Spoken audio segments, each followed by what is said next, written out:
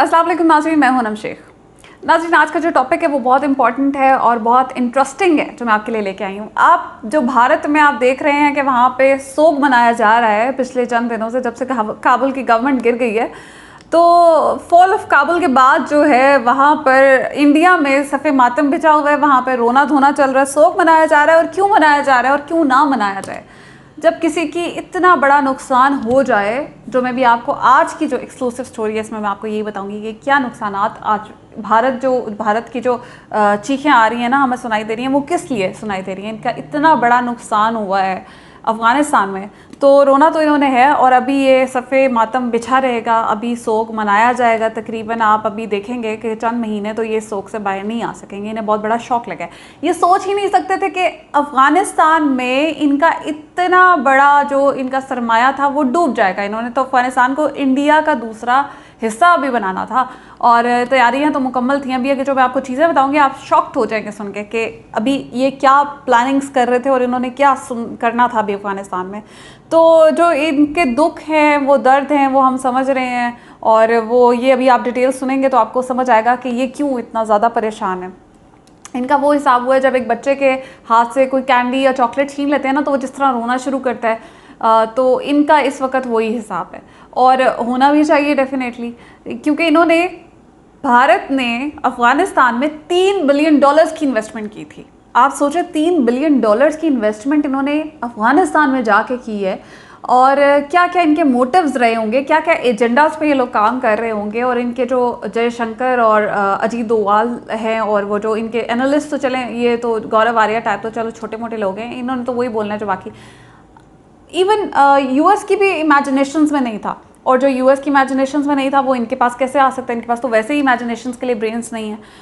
तो ये कहते थे कि हो ही नहीं सकता कि 3 लाख फौज जो है वो हार जाए, 3 लाख फौज जो है वो तालिबान से हार जाए। हारना तो दूर की बात है, वो तो लड़े ही नहीं है, ठीक है। तो इसके ऊपर तो हम काफ़ी डिटेल से बात कर चुके हैं कि ये तो इन्होंने ट्रेनिंग्स दी थी वहाँ पे इसमें अफ़गानिस्तान में सोल्जर्स को ट्रेनिंग इंडिया ने दी थी। तो आप इनकी ट्रेनिंग का हाल देख लें, तो इनकी इमेजिनेशंस में नहीं था, इनके आउट ऑफ इमेजिनेशन से काम हो गया। और अब ये रो इसलिए रहे हैं क्योंकि ये सोच ही नहीं सकते थे कि वो 3 लाख फौज सरेंडर कर जाएगी और प्लेट पे रखकर तालिबान को पूरा का पूरा अफ़गानिस्तान मिल जाएगा। तो वहाँ पर जो इंडिया की इन्वेस्टमेंट थी वो थी $3 बिलियन। आप यकीन करें, आप सोचें, हैरानगी की बात है, उनकी अफ़गान पार्लियामेंट से लेकर उनके टॉयलेट्स तक भारत ने बनाया। तो फिर डेफिनेटली रोना धोना तो उन्हें बनता है ना, क्योंकि यही टॉयलेट्स, यही $3 बिलियन के टॉयलेट्स जो इन्होंने अफ़गानिस्तान के लिए बनाए हैं, वो अगर ये अपने भारत में बना लेते तो अभी इतनी सुबकी का सामना जो इन्हें रोज़ करना पड़ता कि भाई अपने भारत में तुम्हारे टॉयलेट्स नहीं हैं, वो फिर ना करना पड़ता। लेकिन इन्होंने जो है ज़हनियत देखे ना आप इनकी, कि इन्होंने जो है स्कीम्स और वो जो एक एजेंडाज होते हैं दूसरे के ख़िलाफ़ वो चलाने होते हैं, तो उसके ऊपर इन्वेस्टमेंट करनी होती है। और वो जो डूबी है तो फिर चीखें निकल रही हैं और फिर वो बैठ के कह रहे हैं कि हमसे कोई पूछ क्यों नहीं रहा। भाई आपसे कोई क्यों पूछेगा, सब जानते हैं कि आपकी इन्वेस्टमेंट क्यों थी और किस लिए थी। तो अभी आपको मैं डिटेल से बताऊंगी कि इनकी इन्वेस्टमेंट किस किस चीज़ में, क्या क्या प्रोजेक्ट्स थे इनके जो वहाँ पे चल रहे थे। और इनके वहमो गुमान में भी नहीं था कि वो बेचारे प्रोजेक्ट्स और वो सारा पैसा जो है वो हमारे अफ़गान भाइयों को मिल जाएगा।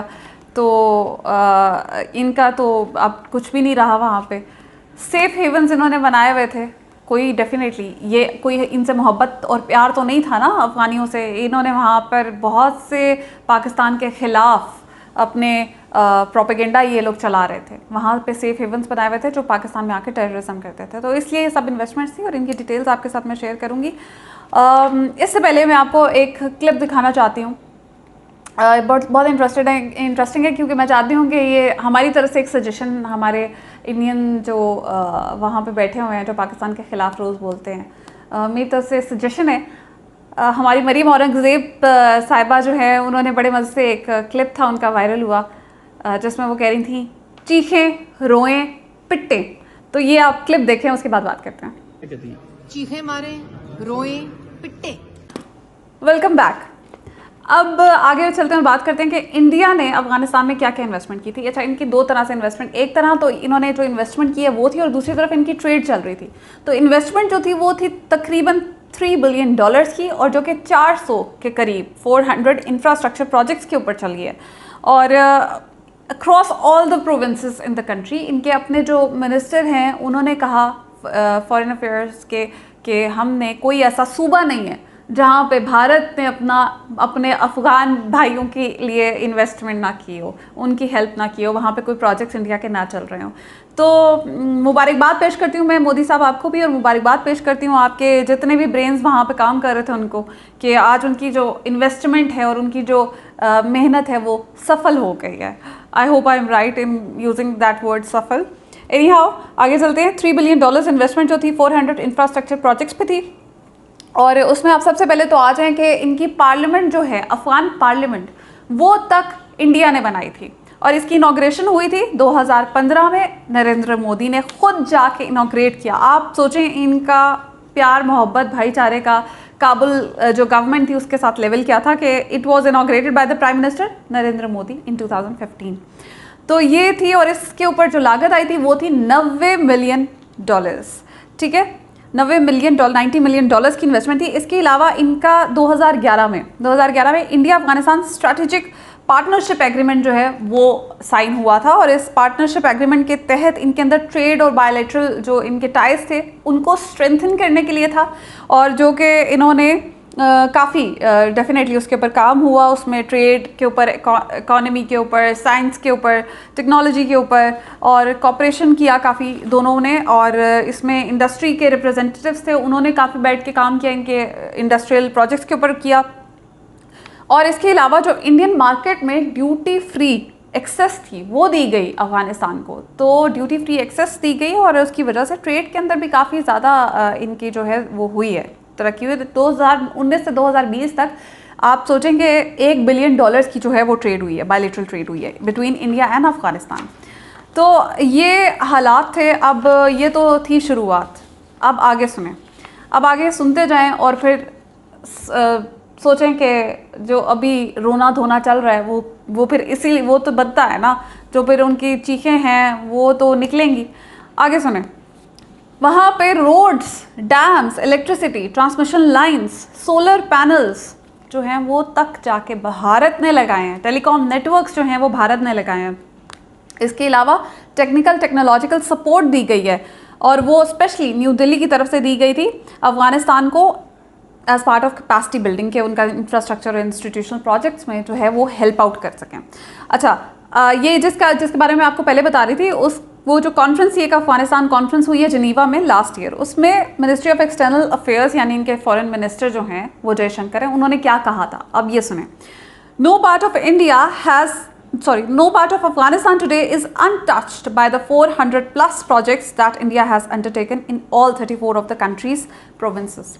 मतलब आप ये सोचें कि वो कह रहे हैं कि अफगानिस्तान में, सुभान अल्लाह, अफगानिस्तान में कोई ऐसा पार्ट नहीं है, अफगानिस्तान का कोई ऐसा हिस्सा नहीं है, कोई प्रोविंस नहीं है जहाँ पे इंडिया ने इन्वेस्टमेंट नहीं की, जहाँ पे 400 के करीब प्रोजेक्ट्स जो चल रहे हैं वो आप सोचें कि इंडियन इन्वेस्टमेंट जो है वहाँ पे चल रही है तकरीबन all the 34 provinces of Afghanistan. तो ये इनके हालात हैं। तो इसके अलावा इन्होंने 100 कम्युनिटी डेवलपमेंट प्रोजेक्ट्स जो कि जिनकी $80 मिलियन जिसके ऊपर इन्वेस्टमेंट आनी थी वो तक अनाउंस किए हैं अफ़गानिस्तान में पिछले ही साल। और इसके अलावा जो शातूत डैम काबुल डिस्ट्रिक्ट में है उसके ऊपर एग्रीमेंट हुआ था, उसकी कंस्ट्रक्शन पे एग्रीमेंट हुआ था, और इसके ऊपर जो ड्रिंकिंग वाटर था यानी साफ़ पीने का साफ़ पानी वो प्रोवाइड करना था। इन्होंने तकरीबन 2 मिलियन रेजिडेंट्स वहाँ पे जो शहरी हैं उनको, ये बहुत बड़ा प्रोजेक्ट था और इसके ऊपर काम हो रहा था।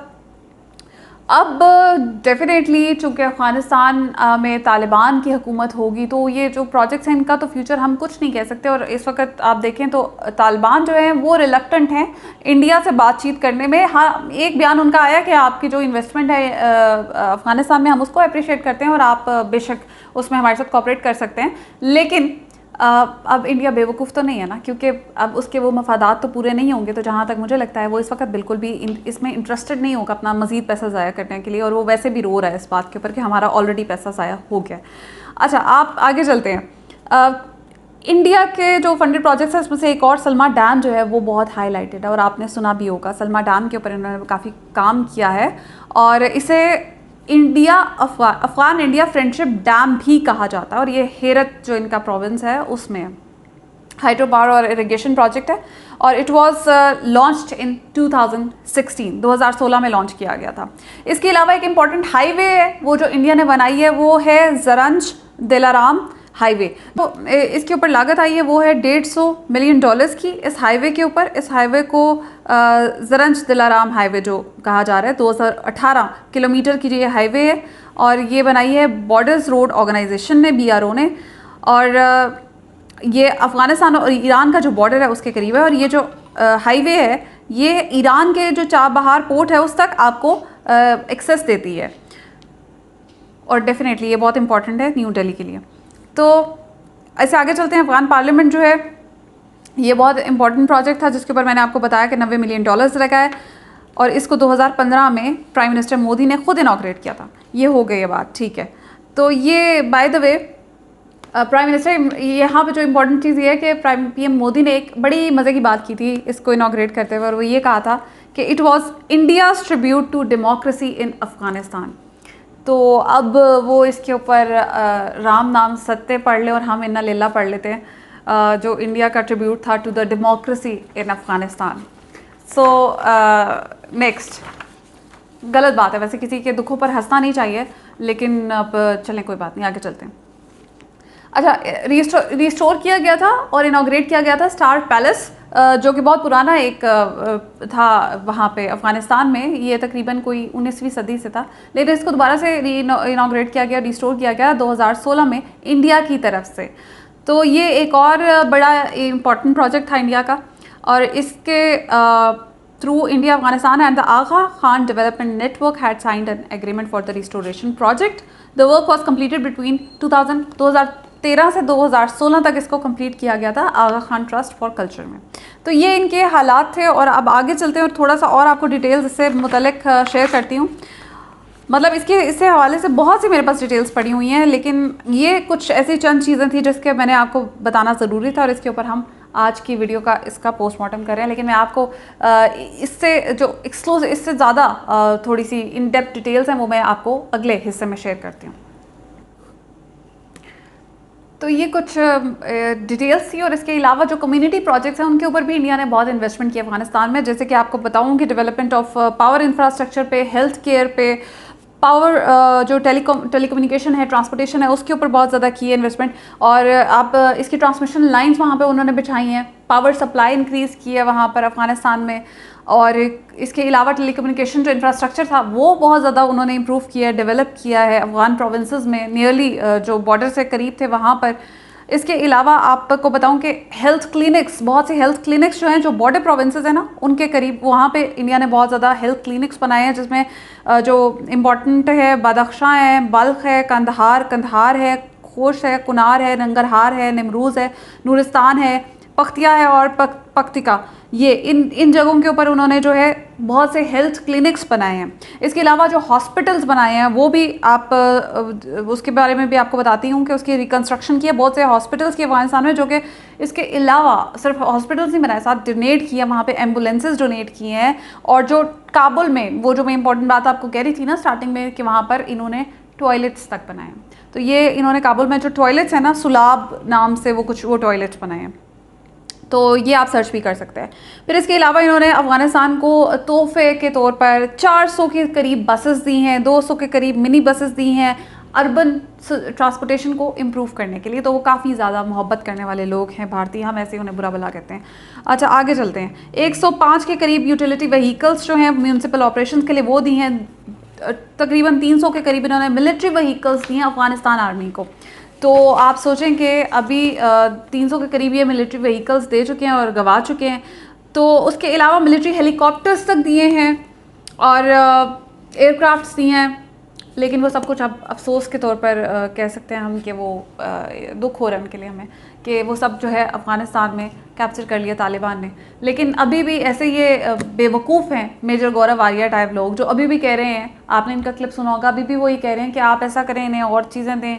जो अभी यहाँ पर اب جہاں پہ ابھی طالبان کے کلیشز چل رہے ہیں نا ایک پروونس میں, وہاں پر وہ کہہ رہے ہیں کہ پنشیر میں, وہاں پہ وہ کہہ رہے ہیں کہ ان کو آپ اکوپمنٹس دیں, وہاں پہ یہ دیں وہ دیں. تو مطلب بے وقوفی کہہ سکتے ہیں. اب ڈیفینیٹلی اتنے عقل مند ہوتے تو یہ کوئی ایک جنگ بھی جیت جاتے. ابھی افغانستان میں اتنی انویسٹمنٹ ڈبو کے بھی انہیں سکون نہیں ملا, ابھی وہ مزید ڈبونا چاہتے ہیں. تو ہم آپ کو ویلکم کرتے ہیں, آپ کو یہ ضرور کرنا چاہیے تاکہ آپ کا اور پیسہ ڈوبے. ٹھیک ہے, تو یہ تھی کچھ ڈیٹیلس, لیکن اس سے زیادہ ان ڈیپتھ ڈیٹیلس میں دوں گی اس سے اگلی ویڈیو میں. آپ نے میرے ساتھ رہنا ہے اور do subscribe to my channel if you like my video. Do leave your comments اور مجھے بتائیے گا کہ آپ اس انویسٹمنٹ کے بارے میں اور بھارت کے بارے میں کیا سوچ رہے ہیں یہ سب کچھ سننے کے بعد. اپنا خیال رکھیے گا. پاکستان زندہ باد.